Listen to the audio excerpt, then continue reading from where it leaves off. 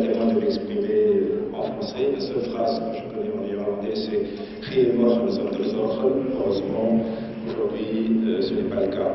Aujourd'hui, c'est un jour sans souci et je suis très heureux d'être parmi vous.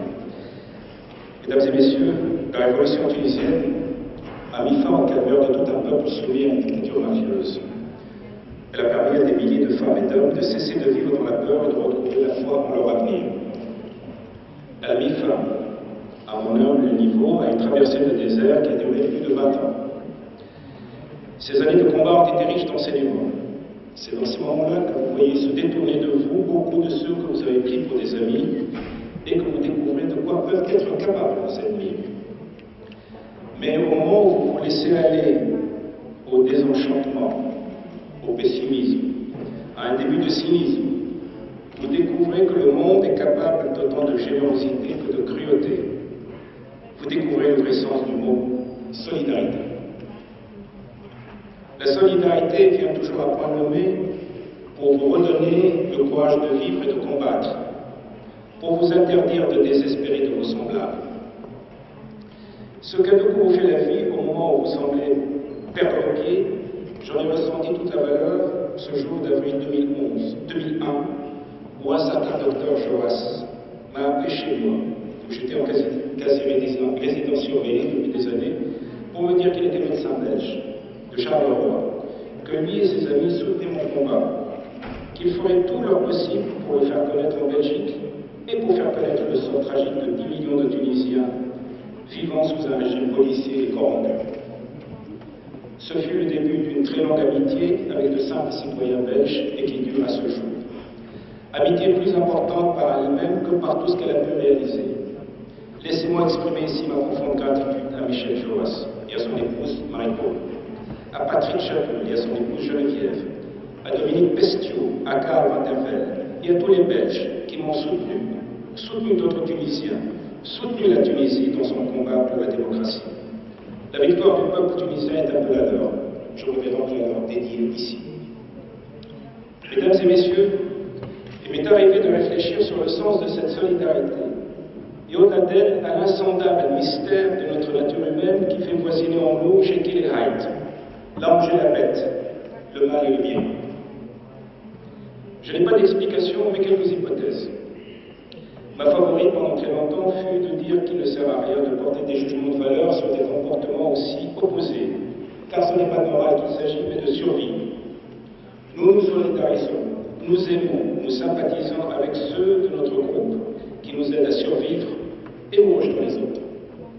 Mais cette hypothèse qu'on pourrait qualifier d'utilitariste n'explique pas pourquoi des médecins belges de Charleroi se solidariseraient avec un médecin de Sousse en Tunisie alors qu'il n'appartient pas au groupe et ne peut strictement rien pour leur survie.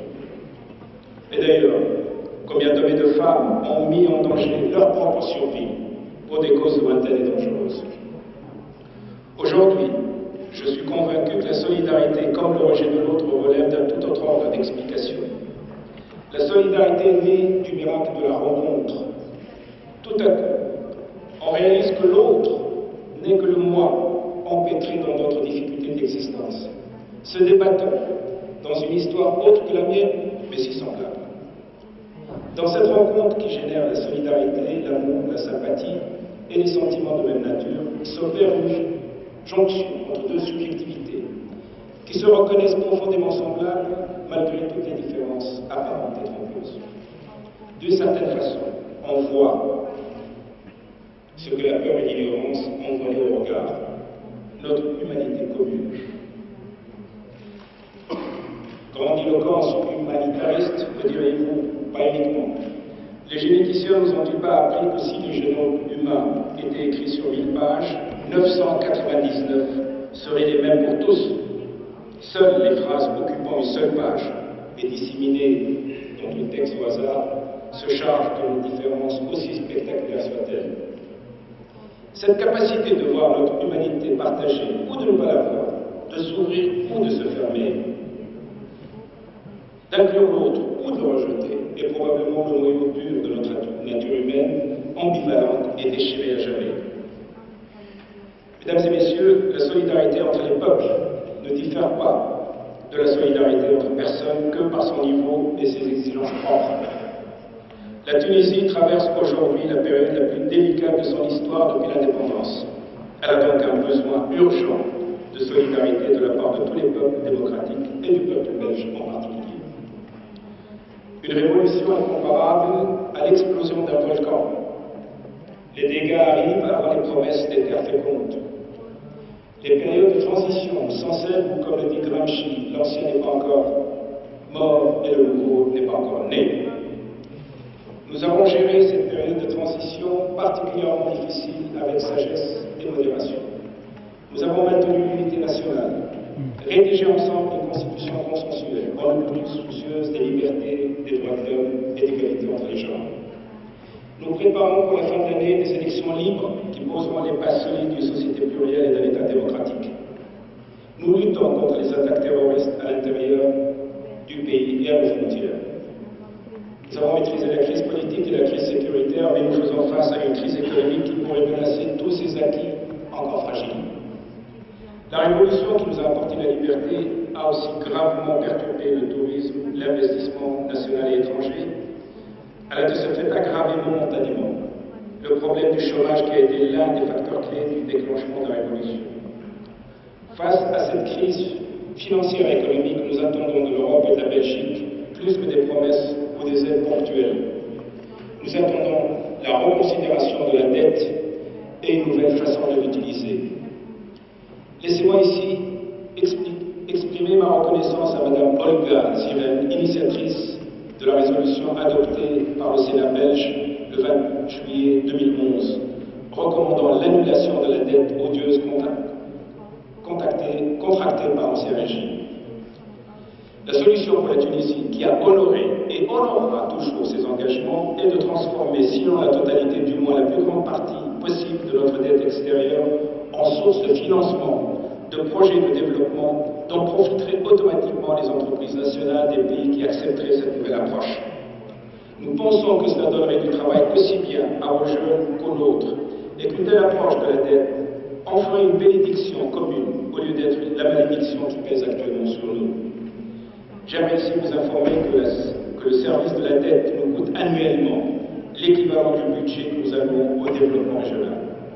Transformer la dette en projet économique signifie tout simplement que nous pouvons construire 2 fois plus de routes, d'hôpitaux, d'écoles et sortir des centaines de milliers de nos jeunes du cauchemar du chômage et du vie gâchée.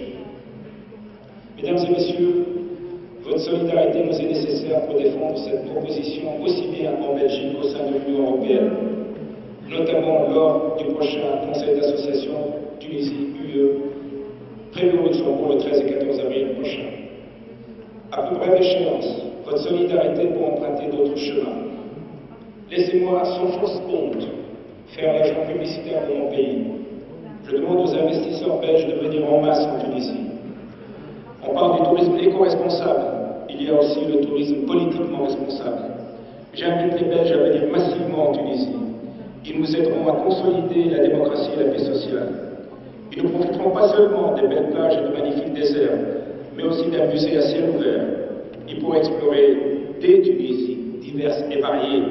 La Tunisie berbère, punique, juive, romaine, arabo-musulmane, ottomane, euro-méditerranéenne. La Tunisie de toutes les rencontres et de toutes les promesses. Mesdames et messieurs, sans l'avoir voulu, la Tunisie a déclenché ce séisme qu'on appelle le printemps arabe. D'autres parlent déjà de guerre islamiste en se réjouissant cyniquement de ces échecs dans tel ou tel pays. Ils oublient que nous ne sommes qu'au début d'un processus qui prendra des décennies et qu'aucune contre-révolution ne pourra arrêter. Et pour cause, c'est dans les cœurs et les esprits de plus de 300 millions d'Arabes que la révolution a germé et continuera à vivre. La mutation historique nécessaire, que ce soit par la vraie réforme ou la révolution, est inéluctable.